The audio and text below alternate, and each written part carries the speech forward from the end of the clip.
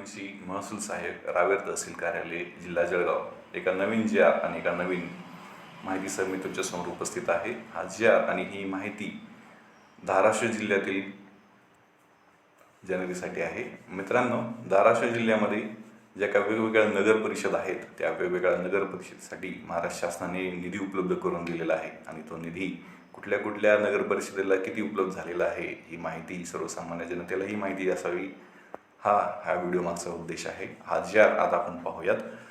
मित्रांनो, आपण पाहू शकता वैशिष्ट्यपूर्ण योजनेअंतर्गत नगर परिषदेला निधी मंजूर करण्याबाबतचा हा जी.आर. आपण पाहू शकता. हा पाहू शकता वेगवेगळ्या जे काय नगर परिषद आहेत त्या नगर परिषदांना किती निधी मिळालेला आहे आपण पाहूया. धाराशिव नगर परिषदेसाठी आपण पाहू शकता 6.62 कोटी इतका निधी भेटलेला आहे. मुरुम नगर परिषद जे काय मुरुम नगर परिषद आहे त्या मुरुम नगर परिषदेसाठी 0.25 कोटी म्हणजेच 25 लाख इतका निधी उपलब्ध झालेला आहे. आता आपण पाहू शकता परंडासाठी 0.25 कोटी म्हणजेच 25 लाख इतका निधी उपलब्ध जे काही वैशिष्ट्यपूर्ण योजनेअंतर्गत जे काही काम करायचे असतात नगर परिषदेला ते काम करण्यासाठी हा निधी उपलब्ध होत असतो. त्यानंतर आपण पाहू शकता कळंब नगर परिषद आहे. कळंब नगर परिषद आपण पाहू शकता. कळंब आहे, नळदुर्ग आहे, भूम आहे, लोहार आहे. आपण ह्या 1 by 1 पाहूयात. कळंबसाठी आपण पाहूयात. कळंब नगर परिषदेसाठी 0.50 कोटी म्हणजेच अर्धा कोटी म्हणजेच 50 लाख इतका निधी उपलब्ध झालेला आहे. आता आपण नळदुर्ग नगर परिषद आहे. नळदुर्गसाठी 6 कोटी इतका निधी उपलब्ध झालेला आहे. आता आपण भूमसाठी पाहूया. भूम नगर परिषदेसाठी जवळपास 0.25 कोटी म्हणजेच 25 लाख इतका निधी उपलब्ध झालेला आहे. आता आपण पाहूया लोहार बुद्रुक नगर परिषद जी काय आहे तिच्यासाठी 25 कोटी इतका निधी उपलब्ध झालेला आहे. आता आपण पाहूयात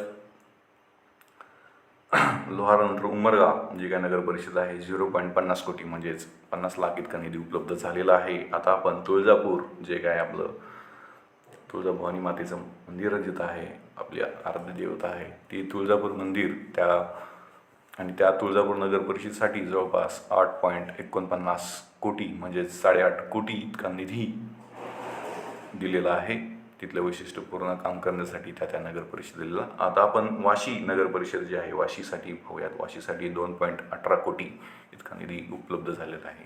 अशा प्रकारे ज्या काय धाराशिव जिल्ह्यातील वेगवेगळ्या नगर परिषद आहेत त्या वेगवेगळ्या नगर परिषदेसाठी एकूण 25 कोटी इतका निधी उपलब्ध झालेला आहे. आणि हे शुद्धीपत्रक महाराष्ट्र शासनाचं जे काय नगरविकास विभाग आहे त्या नगरविकास विभागाअंतर्गत आलेलं हे शुद्धीपत्रक आहे.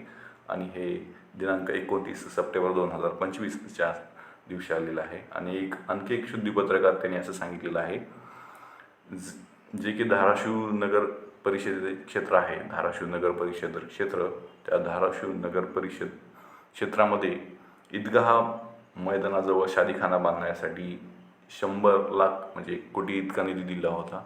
त्या निधीचा कार्यारंभ किंवा आदेश दिला नसल्यास किंवा निधी खर्च न केला असल्यास या अटीच्या अधीन राहून ते काम रद्द करून त्याऐवजी दर्गा मैदान होमगार्ड इथं बाजूस मल्टीपर्पज फंक्शन हॉल पण बांधायचा आहे. त्यासाठीच 1 कोटी हा निधी दिलेला आहे.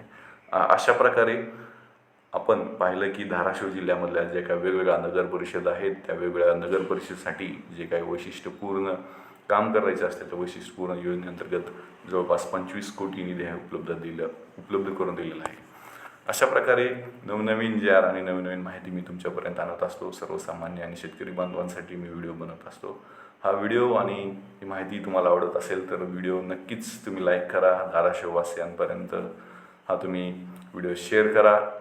आणि मित्रांनो, तुम्ही हे चॅनल सबस्क्राईब करू शकता जर तुम्हाला व्हिडिओ आवडत असतील, माहितीपूर्ण वाटत असेल तर. चॅनल सबस्क्राईब केल्यानंतर हा फायदा नक्कीच होईल. जेव्हा मी नवीन व्हिडिओ अपलोड करेल, नवीन जी.आर. नवीन योजना अपलोड करेल तेव्हा तुमच्या यूट्यूबच्या नोटिफिकेशनमध्ये हा व्हिडिओ आणि योजना येऊन जाईल आणि तुम्ही ही माहिती घेऊ शकता. अशा प्रकारे आपण एका नवीन व्हिडिओसह नेक्स्ट व्हिडिओमध्ये भेटूया. तोपर्यंत धन्यवाद. जय महाराष्ट्र मित्र.